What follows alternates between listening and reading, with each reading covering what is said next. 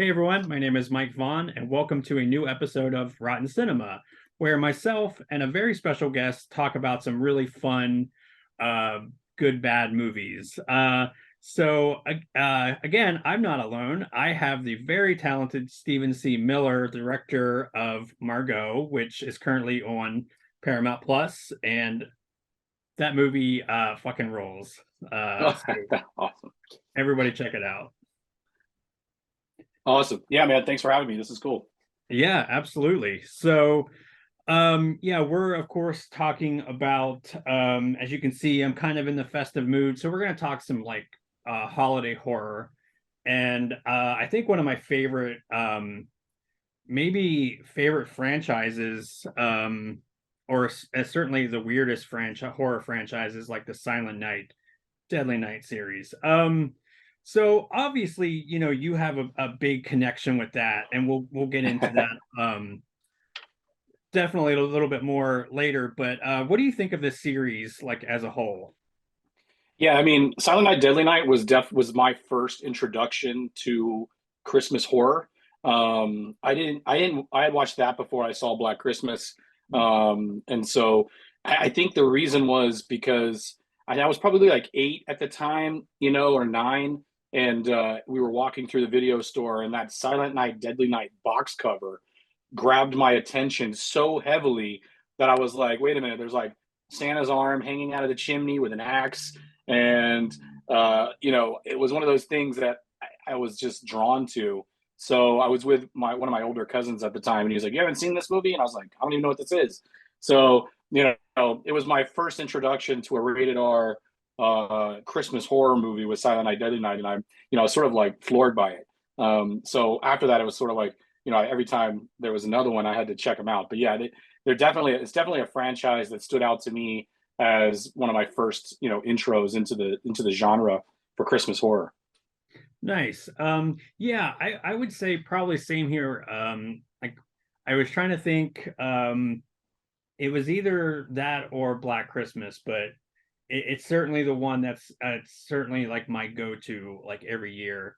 And I kind of came late to the sequels. Like I had seen the part two, which is basically Right. like most of one and a It's just little like a bit montage of the first movie. of um but last year I did a deep dive of like I guess I guess I did all the sequels. I did 2 through 5. And man, those are some bonkers movies. The crazy thing is they get more bonkers as you go, which is, surprising considering a lot of sequels seem to sort of fizzle out. And I felt like the Silent Night, Deadly Night franchise, they keep getting more ridiculous. The third one was probably one of my more favorite of the ridiculous sequels. Yeah, the second one was one of the ones that I, really just took away garbage day from because it was so crazy. Yeah. Um, Um yeah, it's funny. I think my favorite sequel, like, and really there's not one that I super actively dislike. I mean, even part two, it is at least kind of redeemable because it's just so unhinged. But part yeah, I five, mean, it's so wacky, no doubt. yeah.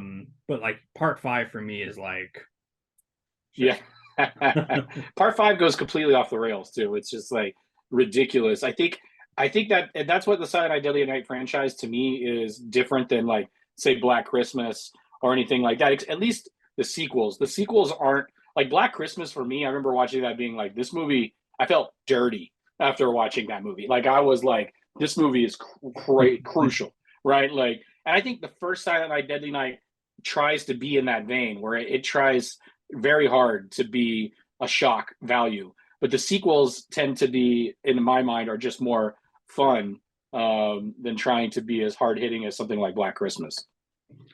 yeah, exactly. I think what's really interesting is like when Brian Usna started working on the series. pulling up my notes here. I know he did part he directed part 4 and maybe wrote part 5. Yeah, I know he directed 4. I didn't know he did 5. Well, I think let me just double check, but I know that he did, like, he wrote one of them. He didn't direct it, but he like wrote it. I think, yeah, like maybe let me see. I just want to like double check. Yeah, so it was co-written by Brian Usna, and it has effects by Screaming Mad George. So it very much has that early kind of Empire feel. Right. And yeah, I mean, and gosh, like I said, 5 is my favorite because, and it's kind of weird because this is like weirdly a year for like Pinocchio movies. Right. Yeah. Two And of them. yeah, and what's kind of wild is like part 5 is kind of like a sort of Pinocchio slash maybe a little bit of like Shelley's Frankenstein sort of Right. thrown in there. And I really like how this was fun rewatching this because I got the Vestron Blu-ray, which is really awesome, and y'all should pick that up. But Is that the 3-pack? Is that the one that came with 3, 4, and 5? yeah, Yeah. and now I feel like I'm on the Video Addict, but it's awesome. It's loaded with extras. It's like hella cheap right now. Cheap and easy. That's me. Yeah.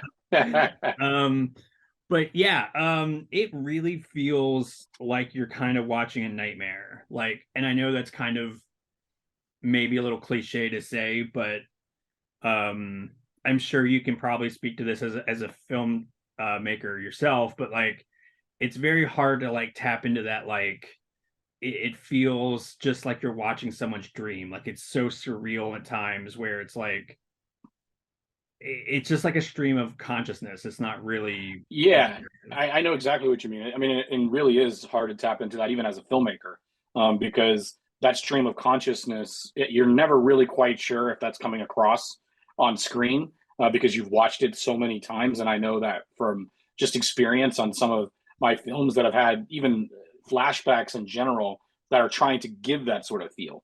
And it's a difficult process to get right. And I think for me, part 5 almost feels like the whole movie feels like that. It feels like it's just a conscious dream, and I think what they do with that, to me, is there's some pretty wild filmmaking. Is a really kind of a throwback to some of the '90s filmmaking. I mean, I think for me, it's like people say '80s all the time, but that one felt like a '90s film to me. It felt very '90s. Yeah, and while we're on that subject, listen, don't get me wrong, I love 80s horror movies, but I feel like the 90s was a pretty rad time for horror movies. I feel like we forget '90s was awesome. '90s was so sick. I mean, you got a ton of Puppet Master movies came in the '90s, and then obviously the big dogs like Scream. And I Know What You Did Last Summer. But I mean, the one that I think people look over a lot is Wes Craven's New Nightmare. And yeah. like Wes Craven's New Nightmare to me was quintessential my like high school movie. Like I was in ninth grade. That movie hit me and I was like, this is better than any nightmare film I've ever seen. You know what I mean? Like I was into that movie. Like and it's pre-Scream, right? It was doing like almost that sort of vibe before Scream, before he did it. And so yeah, that movie to me gets very looked over as one of the ones that I think is crucial for the '90s. Yeah, 100%. Like I yeah, I definitely feel like New Nightmare definitely doesn't get the props that it does. I mean, it's not perfect, but it's such an interesting way to kind of deconstruct it. Like again, it would make a very good companion piece with Scream because it's sort of deconstructing it in a different way, but you can kind of see where he's playing with that idea, and then it's a little bit more refined when he teams up with Kevin Williamson. Yeah, he actually. I had a chance to sit with Wes, and I was up for Last House on the Left at one point, and so when I went in to pitch my take on Last House on the Left, and I just sit with Wes, I think we started talking more about like Nightmare on Elm Street films than I probably should have. I should have been pitching the movie, but like we were just like talking and just kept going. And then he made that comment. I mean, he said Nightmare was sort of New Nightmare was sort of a awakening moment for him for Scream, where he sort of saw Scream while making that movie, and felt like he knew where he wanted to go after that. And I thought that was really interesting. But you could sort of see that vibe there. But yeah, he was one of those directors that just really understood the genre, understood the audience, and understood how the audience would react to the genre. So that's rare. Yeah, that's awesome. No, that's very cool that you got to meet Wes Craven. He's one of those filmmakers that, gosh, I wish I would have got to talk to, not even just an interview, just like hang out with him for a little bit. Yeah, super smart guy. Oh yeah, like he was like a professor before he was a filmmaker. Yeah, He yeah, he was. I mean, and you can feel that when you're talking to him. He's a very intellectual. The way he speaks, the way he carries himself. I mean, the way he talks about movies. You can tell that he deep dives and he understood how to make those movies and to their core and what that does to an audience, even down to specific shot or lens choices. Like, he gets that. So I really dig that kind of filmmaking. Yeah. There's yeah, gosh, it was interesting because I was talking about Scream with a friend of mine, and I was like, I like he was one of the first, if not only, kind of horror filmmakers that kind of tapped into this really weird, uncomfortable sort of family dynamic. Like he kind of tapped into that in such a powerful and interesting way. Like you think about 99% of his movies are about sort of the decay and dysfunctional family in some Yeah. respect. Um, but yeah, no, that's interesting. Like that's kind of a shame that you didn't get to do Last House. Dude, they did that movie so good. They did that movie so well. I thought it's one of my favorite remakes. I thought they did such a great job with it. I mean, it was right on the heels of the Texas Chainsaw like remake, like right after that one came out, and then Hills Have Eyes. So there was a couple really great ones, and I thought that one matched well with those late, 2000, early 2000 remakes. I thought they did a really good job. Yeah, definitely great. I actually recall seeing that one in the theater, and that was Yeah. a damn good time with an audience. Yeah, yeah, it really was. I mean, the theater I saw it at the Man's Chinese in LA, and that theater was rocking. Like people were having so much fun in that movie. I mean, it's been a long time since I've seen movies like that, like where the audience is going so ape shit. I mean, it's rare, but it happens. Now, have you ever been to a screening of one of your movies and it's been like a really great crowd? Yeah, the Silent Night for real. The Silent Night screening we did two test screenings for the movie before it did a limited theatrical. But the both test screenings that I got to sit in the very back, and I wasn't supposed to be there, but I like sat in the very back just to see. Like people were having an absolute blast with the movie. And it did happen with Margaux when we tested Margaux, and Margaux people were having a real blast. But Silent Night, for some reason, people were just hooting and hollering, and I was like, oh, okay, this is cool. People are enjoying and having a good time, and and then I got to sneak into a few screenings of it playing around LA, and then one in New York, and both times the audience was having a really good time. The only other time one of my movies I felt like that was a big one was when I had a movie called The Aggression Scale that played at South by Southwest, and it was one of the midnight showings at South by Southwest, and that crowd was bananas. They had such a blast with that movie, and so yeah, it's really cool as a filmmaker to be able to sit with an audience like that. I mean, it really is one of the reasons why you make, in my opinion, why I make movies is I like the communal aspect of a movie theater, and I like being in there with them when I'm showing it because I get the reaction and I get in real time responses to what I think I did right or what I didn't make work at all. So it's pretty cool. Yeah, no, that sounds awesome. I mean, I imagine that's such a exhilarating feeling actually watching what you made and like putting it out there. I know Yeah, and I've been from really fortunate. I've been really fortunate in these digital times that I've made 15 features, and every single feature I've been able to see theatrically with an audience in some capacity. And so even Margaux, like I said, did a few rounds of test screenings, so it played in some big theaters. So it was before it went to Paramount Plus. So it was like, it was cool. I've been very fortunate to be able to see those theatrically like that, because I know it's different when you make when you're making movies for Netflix and Amazon and all that stuff. You don't always get that opportunity. Yeah, and I could see like Margaux in particular being a lot of fun to watch with an audience because it is such a fun movie. Yeah, and the test screenings we showed had zero VFX in it still, so it was like very raw screenings, and people were just losing their minds on certain parts, and having a lot of fun with it, even though it was just like blocks of very primitive VFX work happening. But people had a good time, and it was really cool to see that. I mean, to be honest, it was very surprising that the movie didn't go theatrical, because it was planned to go theatrical almost the entire time until it was like a month before they decided that it wasn't going to go. And then I think they regretted it once Barbarian came out and Smile came out, and these movies that are the same budget as Margaux were just blowing up. And so I know I got a phone call that was like, we probably made a mistake. So it's like, oh yeah, I get it. But yeah, it was fun to see with an audience. Nice.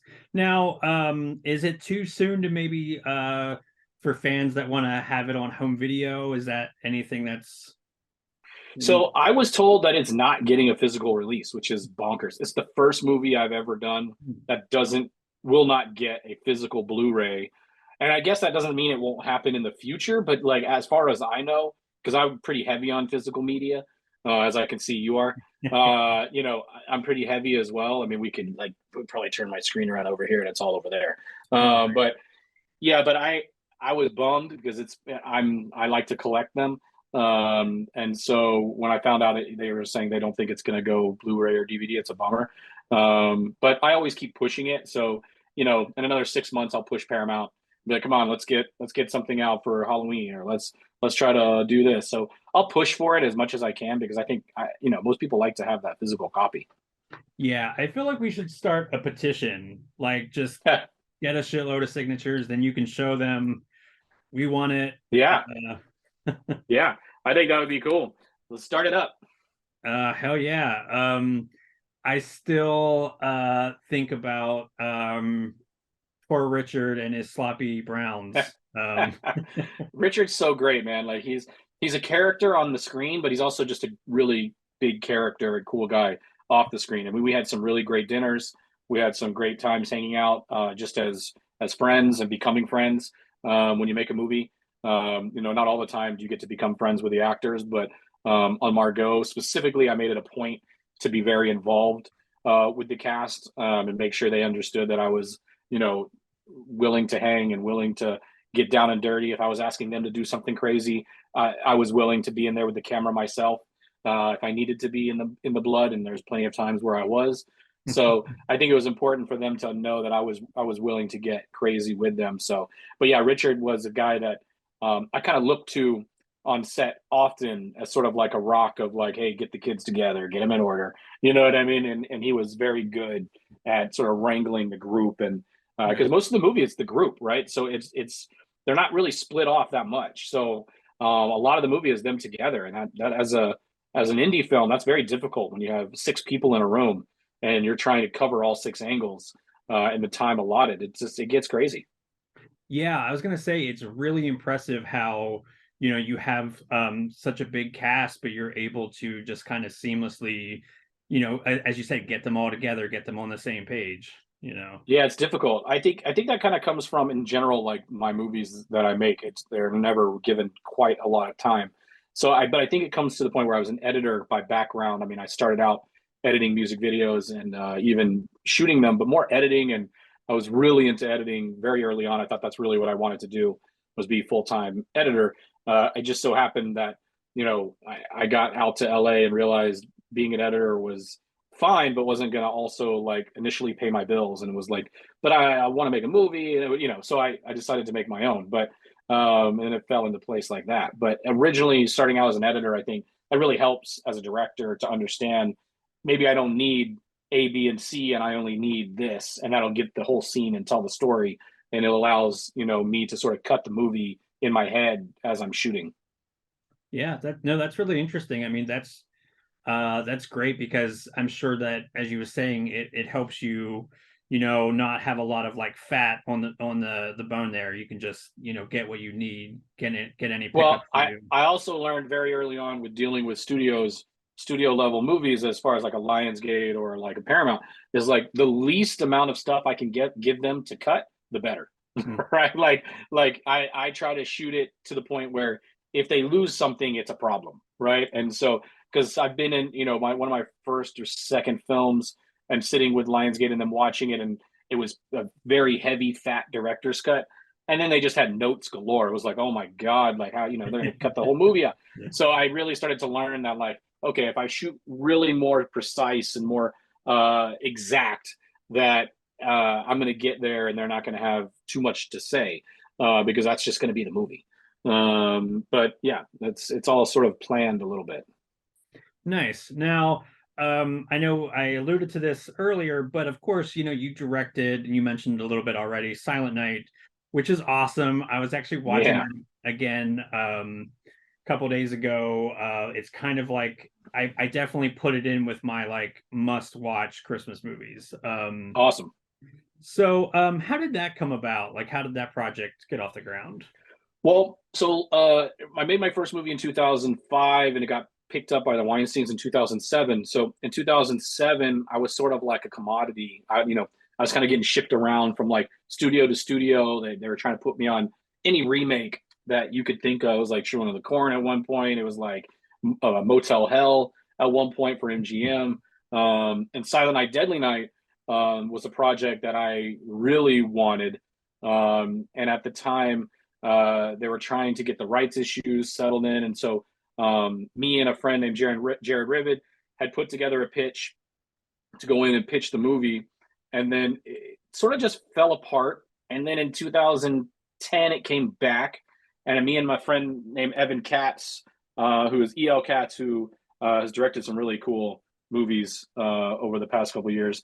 But me and him went in with a pitch in 2010, and it kind of fizzled out, and they couldn't figure out the rights, and it went away. And then in 2012, I got a call from my buddy Darren Bousman, and Darren was like, Darren went to the same school that I went to, and Darren was like, "Hey man, look, I just did a movie with Richard Saperstein, and they finally got the rights for Silent Night, Deadly Night, and I can't do it, and they asked me to recommend someone, and I'm of course you are the first person." And I was like, "Yeah, I mean, I've been trying to get this movie for felt like a couple years," and so yeah, so I went in, talked to them. They were really excited about it, and there was a script they already had from Jason Rothwell, and I thought the script was really down in my level of things that I thought was really cool. And yeah, that started the process. That's awesome. And of course, you have like the iconic Malcolm McDowell in it. Yeah. That uh that must have been so awesome. Like, what was he like to direct? Well, first of all, Malcolm's awesome to direct, but like Malcolm wasn't. So Malcolm was staying in the same hotel as me when I was in Winnipeg, and I'm prepping the movie, and I just happened to see Malcolm McDowell sitting at breakfast of my hotel. And I went up to Malcolm and I said, "Malcolm, I'm sorry to interrupt you. I'm a filmmaker here. I'm making a movie." He's like, "Oh, I'm shooting a movie here as well." And I was like, "Great." I was like, "Why don't you just stay and be in my movie too?" Wow.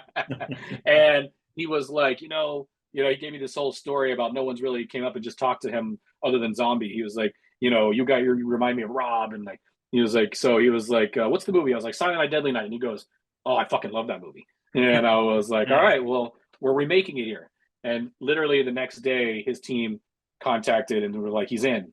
And so it was really just a random circumstance, that he was just happened to be there, and not even really on the list because we didn't really think he was gettable at that time.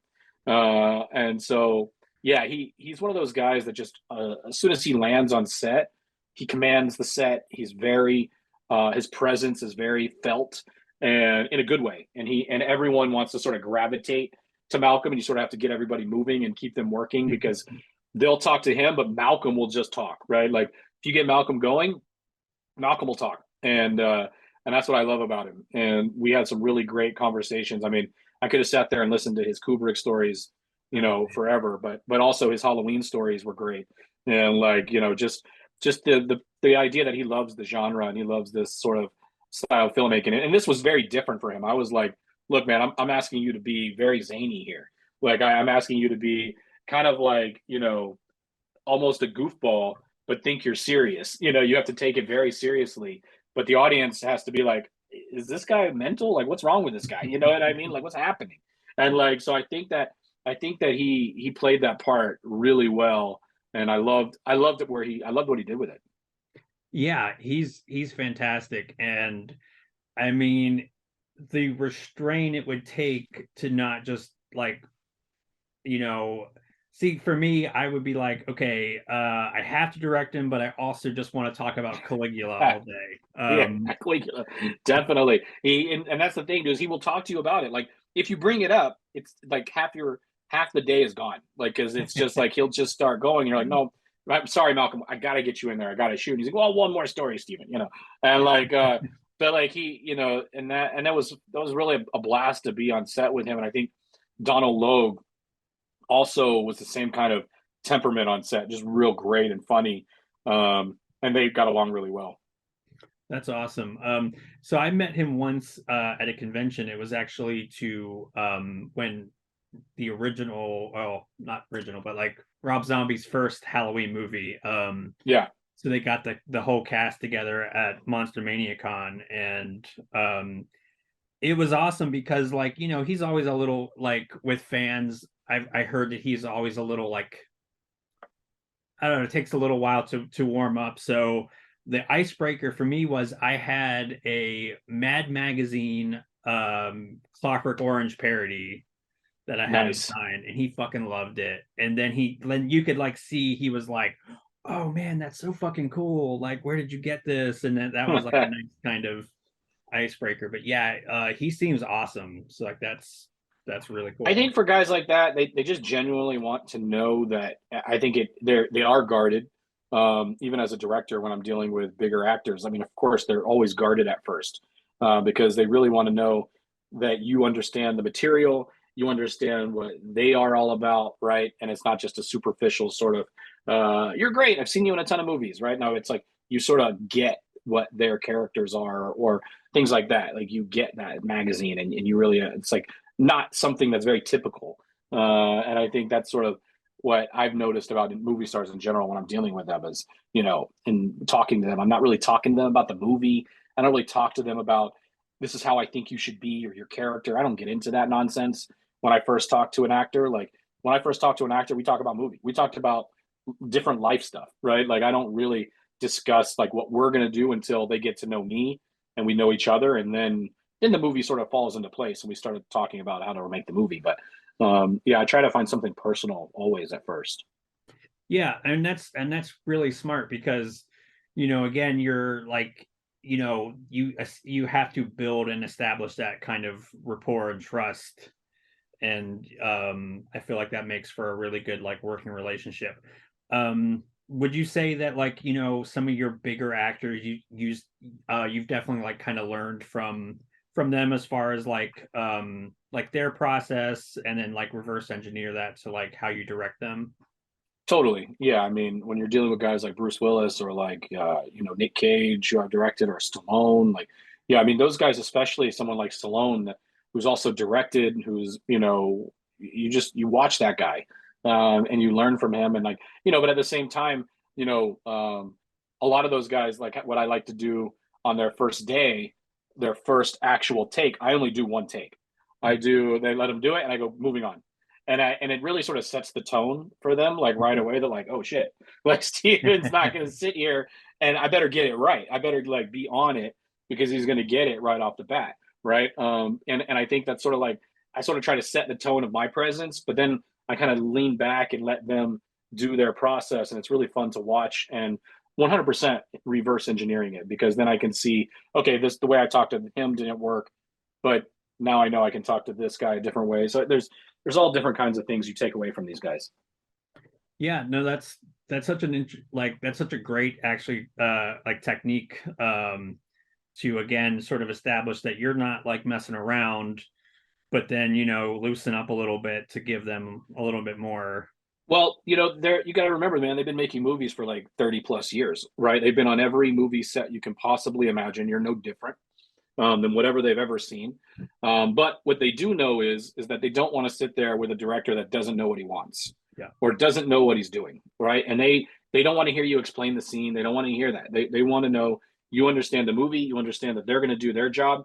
And that's what usually that first take rule is for me. It's like they get right away that I'm not wavering. I get it. You did a great job. You're you. I'm moving on.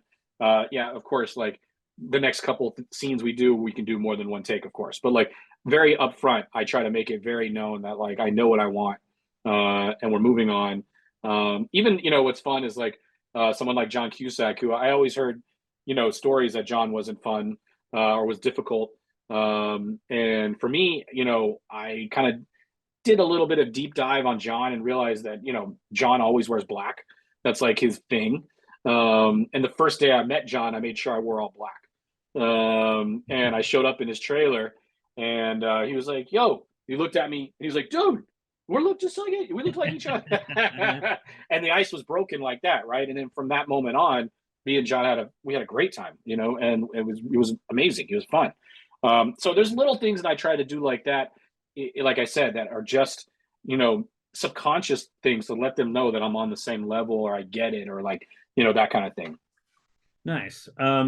Now like it's kind of interesting because I've noticed in the last couple of years that like Silent Night has really found this really awesome cult following. So what's that been like? It's been unreal. Yeah, I mean, like when a movie comes out, you're like, this is great. But a lot of the times that's it. It's like it gets us like 3 or 4 months of notoriety and people enjoy it, and then it kind of goes away. I've only had a couple of movies that really stick around and get repeat playability, or I hear about them quite frequently. But Silent Night, just in the past, I don't know, 5 years, has really started to take off on its own sort of trajectory of being a Christmas tradition, with horror fans. And so that's been really awesome, because I got to be honest, I stepped out of the horror genre for a while, and moved into action. And so I kind of felt like maybe the horror community felt like I dissed them a little bit, and like wasn't maybe in my corner anymore. And so it's been really cool to see Silent Night pick back some steam, and really start to become people's must watches on around the holidays. Yeah, definitely. It was interesting. Right before jumping on, I had a friend who's like a big horror fan, and he like shared his stack of like holiday horror movies, and yours was in there, and I was like, That's that's awesome. so fucking awesome. Yeah. Um, what I like about a lot of your movies is you have this great sense of like dark humor that I think helps it kind of I mean, especially Silent Night. I mean, like from jump, you kind of get that tone of like, okay, I know that this is gonna be like cheesy fun, but you're like in on the joke. I'm It's totally. Yeah, I think because I grew up like very much into popcorn movies, right? Like I like going to the movie theater. I like the popcorn films. I love indie films. I love when they get very dark and serious. I love that. But as a viewer, I'm more enjoyed things that sort of rode the line of being completely nasty, completely crazy, but at the same time they would throw in things that like are very funny, and you're just like, okay, this is ridiculous. And I think that's just sort of the kind of horror I lean into more. And I think that's sort of like the Return of the Living Dead type stuff, like in the mid '80s, that started hitting that really well, that stride of those kind of movies. And those are the kind of movies that really stuck out to me, like The Frighteners, stuff like that. That like I was like, okay, like these guys are, even to me, the Evil Dead movies have that same sort of dark humor and respect going on sometimes. So I enjoy those kind of movies. It's difficult for me to make movies that people can't stomach to watch. So like I want them to be enjoying themselves, even though there's some pretty gnarly kills. I think the kills are gnarly, but I think they're like cheer kill kind of moments. Like it's like, yeah, they get it. It's not like, oh my God, why? We're not churning the stomach. It's just more like, yeah, they deserve it. We need that, right? And so that's sort of my style, I think, for sure. I'm definitely not go for hardcore violence for violence sake. It's much more kind of geared towards the story. Yeah, like it was interesting rewatching it a couple nights ago in preparation for this. I was like, wow, he like full on kills a kid in this in the first like was it 15 minutes or so. 15 minutes, yeah. But again, a brat, I didn't Yeah. feel like super bad about it. Yeah, exactly. I know it's pretty bad when you're like when you don't feel bad about it. You're like, oh man, we should be feeling pretty awful about this situation. And I think that's what got me on one of the first test screenings when that kill happened. When I heard someone go, "Hell yeah!" and I was like, "Oh shit!"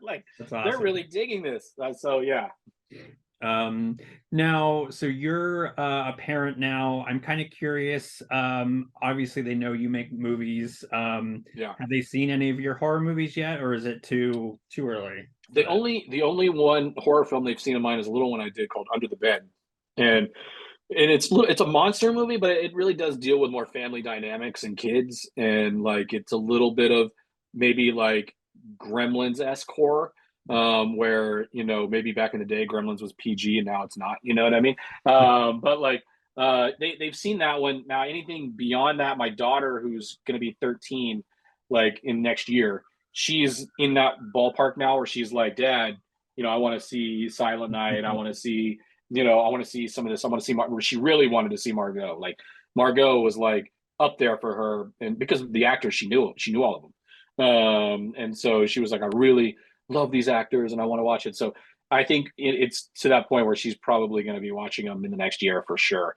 And really, it's not even like I'm like, no, you can't do it. Like it's just like it's difficult when you're like, you got to start to ride that line when you're a parent. It's tough. Yeah. Um, yeah, exactly. I think I don't know about you, but I think I probably watched a bunch of horror movies that I shouldn't have pretty young. Totally. And to be honest, like I kind of leave that to her friends. like you know what I'm saying? Like I kind of leave it up to her, like her cousin or her friend, or like they give her they slip her like the Evil Dead, and you're like, oh shit, like that's what happened to me. I wasn't expecting it. It was like I just happened to have older cousins and friends whose parents were like didn't really care what they were doing.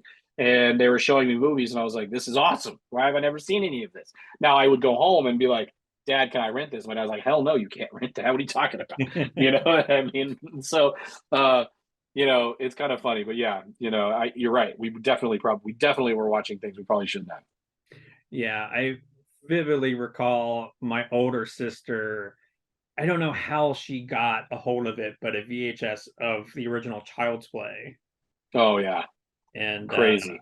yeah, so How old were yeah, you when you saw that? That's got to be like you're just like, oh shit. gosh, I was probably 6 or 7. I was Yeah, young. yeah. I was the one of the first ones I can remember being put on for me was Silver Bullet, and I was probably like 6, maybe something like that. And I remember Silver Bullet, and I just was like, what the fuck? Like, and it was just werewolves. I was like, this is banana. And so yeah, it's just you can always remember those first ones, but there was a point where my dad at one point, I think I was like a little older, and he was finally like, all right, let's watch The Exorcist, and I was like, oh yeah, let's watch The Exorcist. But yeah, man, having kids makes things a little different. I mean, it does also in sort of like change on how I approach certain things in general too. So yeah, it's interesting. No, that is interesting because actually my follow-up was, having kids, does that change your sensibilities as far as like the horror movies you make or just films in general? Yeah, I think it changes like a little bit of to me. I think the only thing it really changes, and maybe that's just in general, just getting older, is just the nudity factor. Mhm. Like I didn't really mind shooting nudity, like it doesn't really bother me. But as I've gotten a little older and then having kids, I feel like now I do want my kids to watch this movie. I can be gross, but like the nudity factor of it is like I don't know if I need it. I don't want to think, especially with my daughter, I don't want her to think her dad is like you know uh being exploitative. I just want her to feel like dad respects women and that kind of thing too. So it sort of changed a little bit with that respect. But for as far as the horror goes, I don't think the kill level I think is all the same. I'm doing a werewolf movie right now Nice. with Frank Grillo, and my daughter is a werewolf in the movie. Oh, nice. And she like absolutely loved it. And there's some, there's this graphic, and so it's pretty cool. Oh, that's great. So have you recently watched Silent Night? And if so, what do you think of it looking back? I actually just watched it for the first time last week or the week before, and I hadn't watched it since 2012 or 13 when it came out. And I did a couple rounds of screenings and some tour screenings with it in that year. But then I hadn't seen it, and watching it again, I was really surprised how well it held up. I thought it held up really well. I thought the colors still work really well. Joe White, who was the DP, shot a beautiful movie. I like to tell everybody it's fun because we had to come up with a scheme because the snow ran out as soon as we started shooting. It stopped snowing, and so when you watch the movie, if you really notice, a lot of my angles are low angle, so it's always looking up at the characters because there's no snow on the ground. I didn't want to show the ground, Hmm. so I always was looking up because the trees looked right, the sky looked right, and we could have flurries, but it just wasn't on the ground sticking. So I actually, when I watch it now, it feels like a really cool motif through the movie. And I also think Jamie King's performance is really spot on. I think she nailed it. She is a rad final girl, and she really gave it her all. So yeah, I really enjoyed it though. I'm just watching it back. Nice. Yeah, it is a fun movie. Like I said, it's definitely in my like must watch. For anybody that wants to see it, it is currently on Shudder and drop everything you're doing, check it out. But yeah, so this has been a really cool year for, holiday horror movies. Violent Night, Christmas Bloody Christmas, Yeah.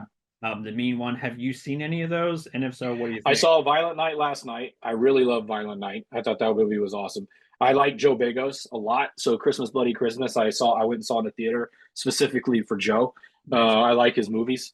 I think he has a very distinct storytelling vibe with every single one of his movies.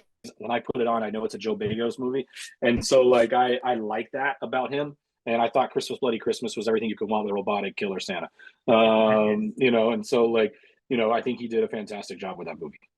Yeah, I loved it. I got to interview him, which was so cool because I'm such a big fan. Bliss was one of my all-time favorites of that. Bliss is great. Yeah, VFW I like a lot. Yeah, and like he like I said, he just has a very distinct style. You know, it's his movies as soon as you put it on, and he's not scared. He's not scared to put whatever he wants to put on screen, and I like that sort of ballsiness. would you ever work with him? Like, would you ever like both collab on something Yeah, maybe? I like Joe, and I like his editor a lot, and like I like that their whole sort of group, and yeah, of course, if they were all doing something that they felt like I would be good for, 100%, I would work with those guys.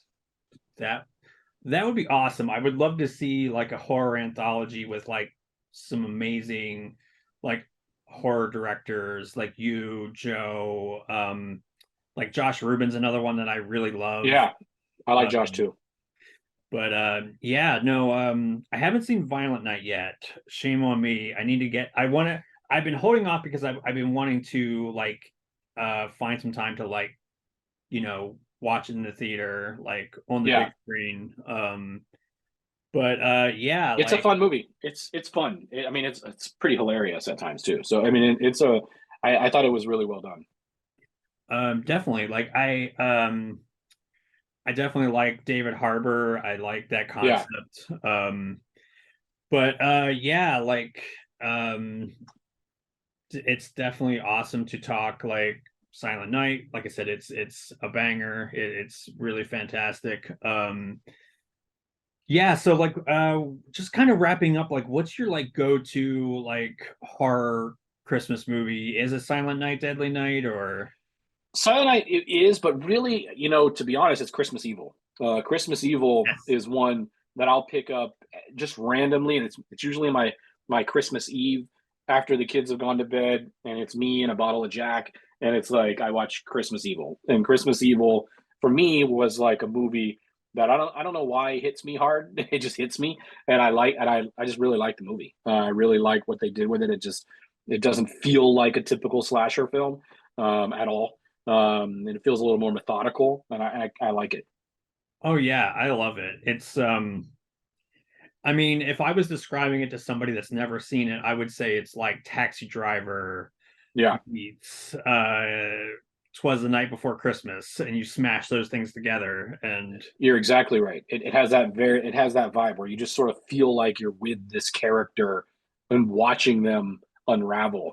And there's something about that like that was one that I was searching for before Silent Night, which was is just Christmas Evil. Is that one ready to be remade? I know I was looking for it, but yeah, it's a really fun movie.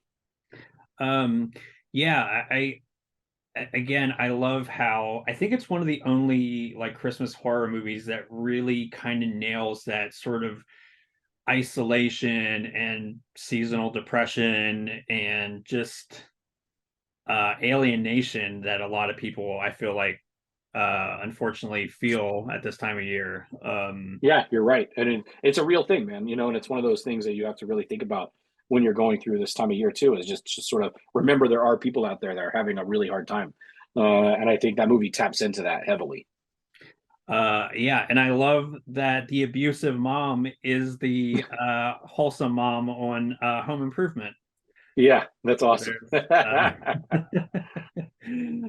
yeah, that one I watched the other day while I was wrapping gifts. That's kind of like my go-to while I do that. Nice. Um but I think we'll probably wrap it there, but man, it's been so awesome talking to you. Again, people should check out Silent Night on Shudder. I highly recommend Shudder. It's not sponsoring this episode, but god damn it, I love them. So and Margaux is on Paramount Plus, and so you can watch that if you have that. And it's also like on VOD, so you can like pretty much rent it anywhere. That's right. Awesome. And I highly recommend you all do that because it's great. And we're going to demand a Blu-ray, a DVD, 4K. Yeah, Uh, set it up. so hell yeah. Well, hey, thanks again for taking the time to chat with me about Silent Night, Deadly Night, about your Silent Night, which is awesome, and going on some tangents with me. So No problem, man. I really had fun, Mike. Thanks for having me, dude. yeah.